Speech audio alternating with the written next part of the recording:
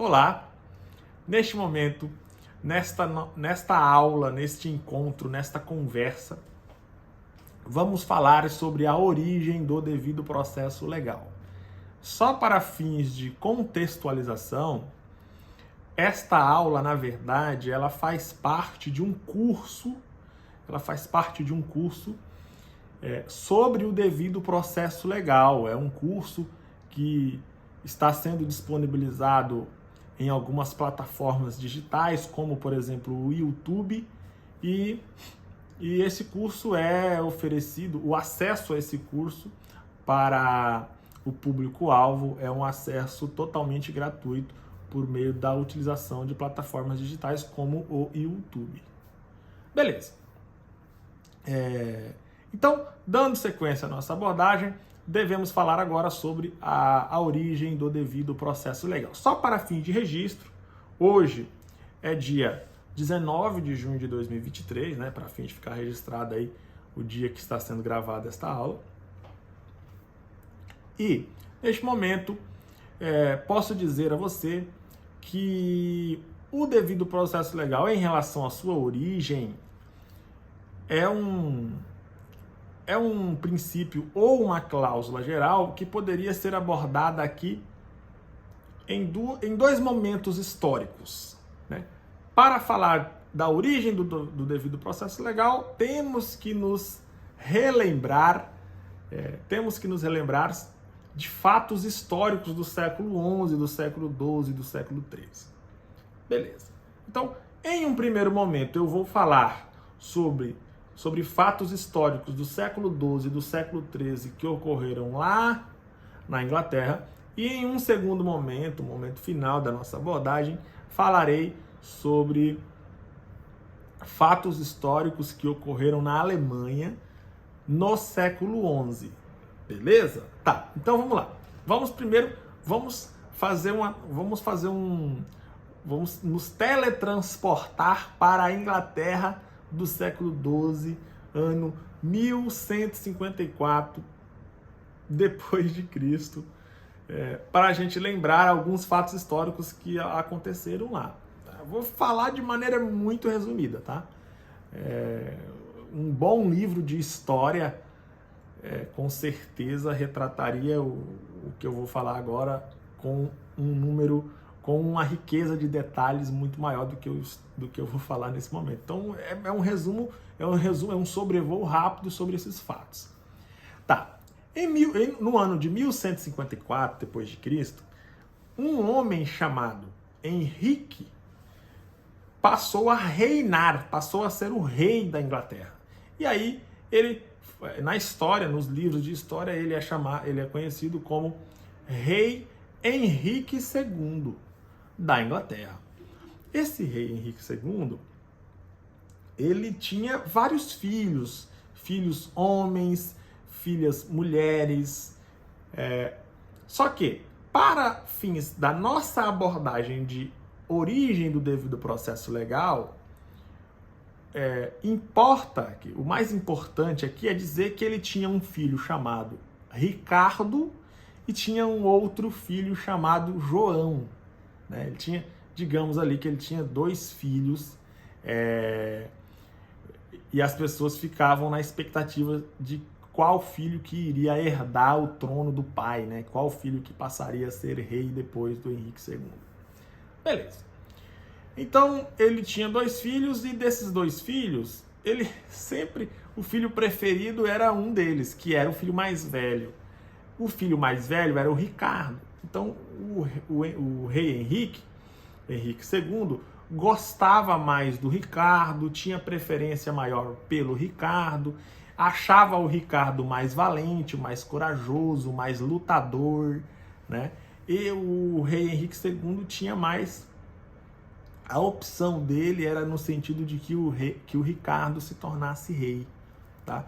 Então, como o Ricardo ele era conhecido como um homem valente, um filho exemplar, um filho mais sério, né, um filho mais responsável, mais lutador em guerras e tudo mais, o rei Henrique II acabou tendo essa preferência em favor do filho Ricardo. E o filho João foi meio que foi sendo renegado ao longo de sua vida pelo próprio pai. Até que chegou em um momento que o pai, o Henrique II, acabou deserdando, né, digamos assim, em termos simples, deserdando o filho João, que era o filho mais novo. E esse filho mais novo do Henrique, o João, né? O João, ele era mais instável, ele era conhecido por ser mais irresponsável, né? Menos confiável, e ele não era muito querido pelo pai. Tanto é que o pai acabou deserdando o filho João, que era o filho mais novo. Beleza. Aí chegou o momento que o rei Henrique II veio a falecer, né? Isso foi no ano de 1189. No ano de 1189 acabou o reinado do rei Henrique II e ele veio a óbito, né? Exatamente porque ele veio a óbito que acabou o reinado dele. E então, nesse momento, existiam dois filhos aptos, digamos assim, aptos a suceder o pai no trono. E tinha o filho Ricardo, o mais velho, e o filho João, o mais novo. Como o filho Ricardo era o filho mais velho, então o Ricardo herdou, o Ricardo passou a ser o rei da Inglaterra a partir do ano 1189, que foi quando o pai dele morreu. Beleza.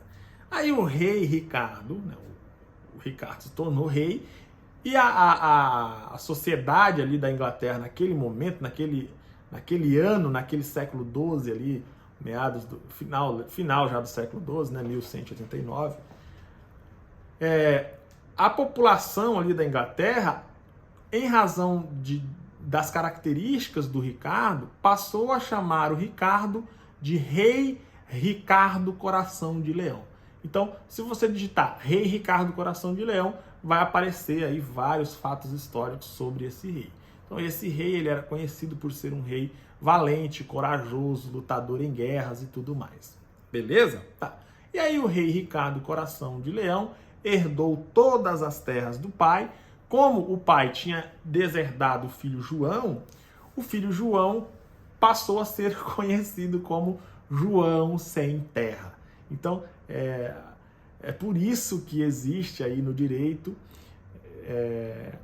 um ser humano, uma personalidade histórica chamada João sem terra, que lá na frente eu vou explicar um pouco mais sobre ele. Tá. Então, o filho João, que estava deserdado pelo pai, acabou que praticamente não herdou nenhuma terra do pai, não herdou praticamente nada do pai, então ele passou a ser chamado de João sem terra. Enquanto que o irmão dele, o irmão mais velho, herdou tudo do pai, herdou o poder dado pelo pai, herdou as terras do reino, e aí passou a ser chamado de Rei Ricardo Coração de Leão. Beleza. E aí o Rei Ricardo Coração de Leão iniciou o seu reinado e foi desenvolvendo seu reinado, até que chegou um período do seu reinado, que o rei Ricardo Coração de Leão veio a óbito. O rei Ricardo Coração de Leão faleceu. Só que durante toda a sua vida, o rei Ricardo Coração de Leão, ele não teve nenhum filho. Ele não teve nenhum filho e nenhuma filha. Ou melhor, ele não teve nenhum filho. Eu nem sei se ele teve filha. Mas filho ele não teve. E aí, naquela época, para reinar, tinha que ser um filho homem. E como o Ricardo não tinha filho homem, o único que poderia residualmente herdar o trono, passar a ser o novo rei, seria o João sem terra, né? O João sem terra, que era exatamente o filho do Henrique que tinha sido deserdado. E então, nesse momento, quando o rei Ricardo Coração de Leão veio a falecer, já no finzinho do século XII, né, no ano 1199, faltando praticamente um ano para acabar o século XII e iniciar o século XIII, aí o trono o reino passou, foi sucedido, ocorreu uma sucessão no reinado, e aí o Ricardo Coração de Leão, morto, acabou deixando o seu reino para o seu irmão, que era o filho mais velho do Henrique II, tá? O irmão dele, o João, ele tinha o sangue real, né? Lá na Inglaterra isso tem muita importância. Então, o João sem terra deixou de ser um mero João sem terra e passou a ser rei. Só que como o apelido dele já estava ali muito famoso, então o João passou a ser o rei João sem terra. Então deixou de ser João sem terra para ser rei João sem terra. Tá? Só que nessa transição de poder, é importante dizer que naquela época, no século XII, no fim do século XII especificamente, o exercício do poder pelo imperador, o exercício do poder pelo rei, era um exercício de poder que dependia muito da igreja e dos barões, né? Então, os barões e a igreja tinham fortes influências sobre o efetivo exercício do poder pelo rei. Por que isso? Ora, simples, naquela época, a igreja e os barões, né, principalmente os barões com o apoio da igreja, eles tinham muitas terras, eles eram proprietários de muitas terras e eles tinham fartura, tinham riqueza, tinham fartura de dinheiro. Então, o exercício do poder pelo rei dependia muito do apoio da igreja e do apoio dos barões. Ocorre que, naquela época, como o rei Ricardo Coração de Leão era um rei confiável, responsável, um rei sério, um rei que honrava com as suas palavras, a igreja e os barões confiavam significativamente no rei Ricardo Coração de Leão. Quando o rei Ricardo Coração de Leão veio a óbito e foi sucedido pelo seu irmão João sem terra, então surgiu um novo rei, que era o rei João sem terra, que passou a reinar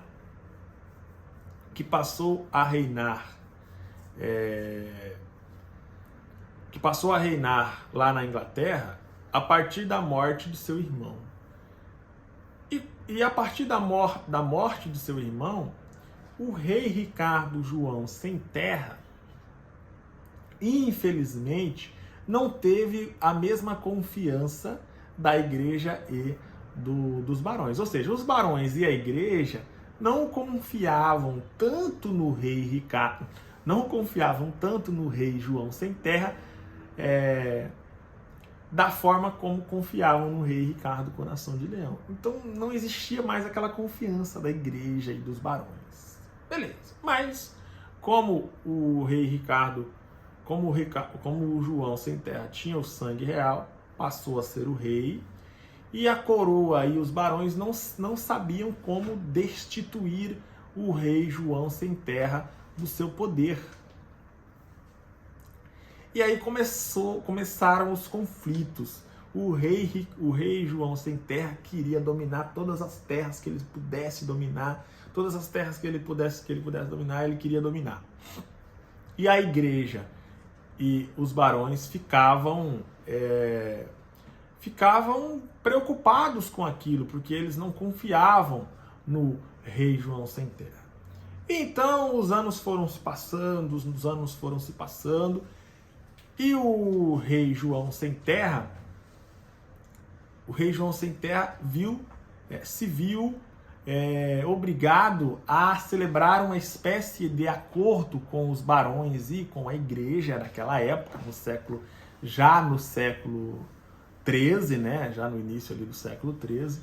E a igreja e os barões depois de muitas tentativas de conciliação com o rei, conseguiram convencer o rei de assinar um documento se comprometendo a se sujeitar às leis da terra, né? O que a doutrina chama de leis da terra.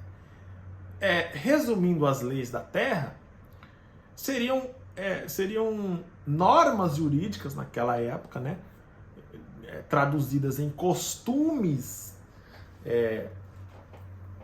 lá da terra, costumes da terra, costumes que eram observados pelos barões e pela igreja naquela época, principalmente sobre a propriedade das terras, sobre o respeito sobre as terras da igreja e as terras dos barões, né? Então, assim, os barões e a igreja queriam que o rei se comprometesse a respeitar as leis da terra lá na Inglaterra, os costumes da terra lá na Inglaterra. E não querer, ou seja, o rei tinha que se comprometer a não querer tomar as terras dos barões, a riqueza dos barões, da igreja e tudo mais. É mais ou menos assim, em termos comuns, seria isso. E aí, tentativa de conciliação aqui, tentativa de conciliação ali, até que a igreja e os barões conseguiram convencer o rei a assinar esse documento em que o próprio rei se submeteria às leis da terra, tá? Se submeteria aos costumes da terra. Então, perceba que o exercício do poder pelo rei, o compromisso era esse, o exercício do poder pelo rei se subordinaria aos costumes da terra, às leis da terra, tá? Tinha várias outras regras nesse documento assinado pelo rei João Sem Terra. E o rei João Sem Terra assinou esse documento. Por que ele assinou? Para ele ter o apoio total e pleno da igreja e para ele ter o apoio total e pleno dos barões, né? Poder ter acesso a essa riqueza dos barões e da igreja, para ele poder executar os seus intentos de tentar conquistar mais territórios e reinar com abundância lá na Inglaterra e tudo mais. Beleza? Resumindo, o rei foi lá e assinou esse documento.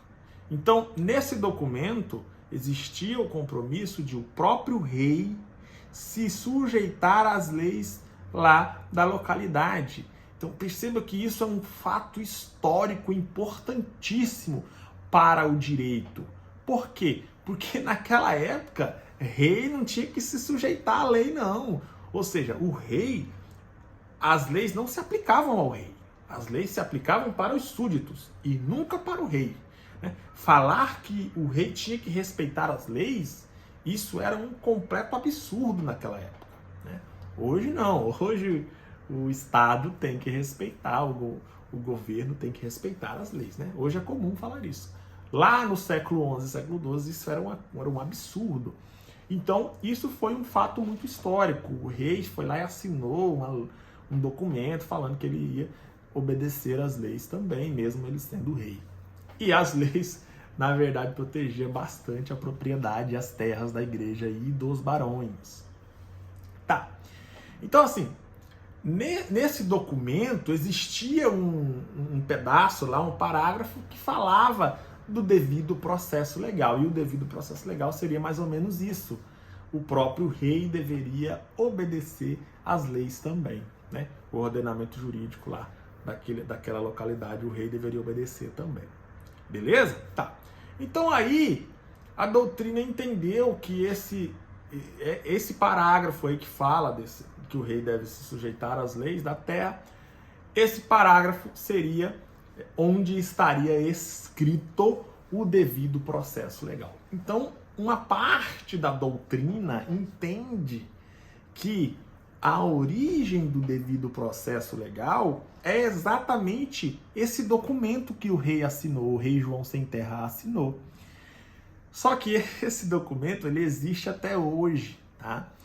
E esse documento, hoje, ele é chamado de Magna Carta Inglesa. de Magna Carta Inglesa de 1215, que em 1215 foi quando o rei João Sem Terra assinou esse documento. E esse documento hoje ele é conhecido com essa nomenclatura que eu acabei de dizer, né? Por isso que, se você digitar lá Rei João Sem Terra ou Carta Magna de 1215 da Inglaterra, você vai com certeza ter conhecimento mais aprofundado sobre esses fatos que eu acabei de dizer, que eu acabei de expor aqui sobre o rei Henrique II, sobre o rei Ricardo Coração de Leão e sobre o rei João Sem Terra. Infelizmente, senhores, o rei João Sem Terra, um ano depois que ele assinou a Magna Carta de 1215, um ano depois ele veio a óbito por um problema de saúde, uma doença que ele teve lá, tá bom? Que a gente não precisa falar qual foi a morte, qual foi a causa da morte dele, nem do irmão dele, nem do pai dele. Para fins do estudo da origem do devido processo legal, esses fatos já bastam, né? Esses fatos já bastam. Eu espero que tenha ficado bem esclarecida essa situação. Então perceba que uma parte da doutrina entende que a Magna Carta de 1215 da Inglaterra, assinada pelo rei João Sem Terra, é o documento oficial que pode ser tido como origem do devido processo legal.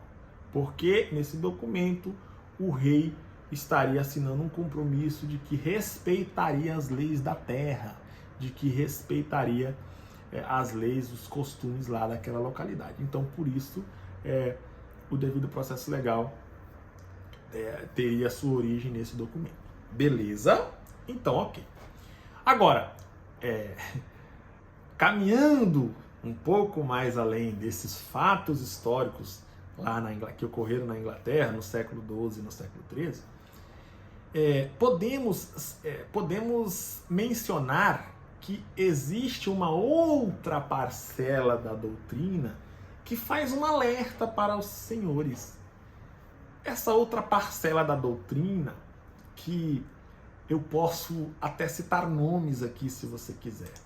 Eu posso citar aqui o nome do Fred Didier Jr., é um dos autores que defende essa ideia. Posso citar outros nomes, como, por exemplo, Vitor Galvão Fraga, que também defende essa ideia. Posso citar o nome da Aline Maria da Rocha Lemos, e posso citar um outro nome, que seria o nome ali do Ruitenberg Nunes Pereira. Esses autores de livros, eles fazem essa ressalva, eles alertam os leitores, né, os estudiosos, de que a Magna Carta Inglesa, na esmagadora maioria dos casos, é citada como a origem oficial do devido processo legal. No entanto, esses autores e outros autores também fazem o alerta de que existe um outro documento anterior à Magna Carta, e esse documento também foi criado nessa ideia de que o imperador, o rei, deveria se submeter às leis do império. Tá? Então, note que essa parcela da doutrina, essa segunda parcela da doutrina, entende que na verdade a origem do devido processo legal está em documentos anteriores à Magna Carta de 1215. E aí eu vou citar um exemplo concreto, né? Se você digitar no Google aí, decreto feudal alemão de 1037 depois de Cristo, ou seja, do ano 1037 depois de Cristo, mas esse ano, como sabemos, é um dos anos lá do século XI. Então, se você vai estudar o decreto feudal alemão de 1037 depois de Cristo, automaticamente você vai estar relembrando fatos históricos do século XI ocorridos lá na Alemanha, né? Então, assim, Esse decreto feudal alemão, ele trouxe várias regras. Uma dessas regras era traduzida mais ou menos nessa ideia de que o rei, o imperador, também deveria se sujeitar às leis do império, às leis criadas lá pelo imperador, pelo rei, pelo legislativo. Beleza? Então, resumindo, para a gente resumir o nosso encontro, a nossa aula, tá? A esmagadora maioria da doutrina entende que a origem do devido processo legal é a Magna Carta de 1215 lá da Inglaterra, assinada pelo rei João Sem Terra.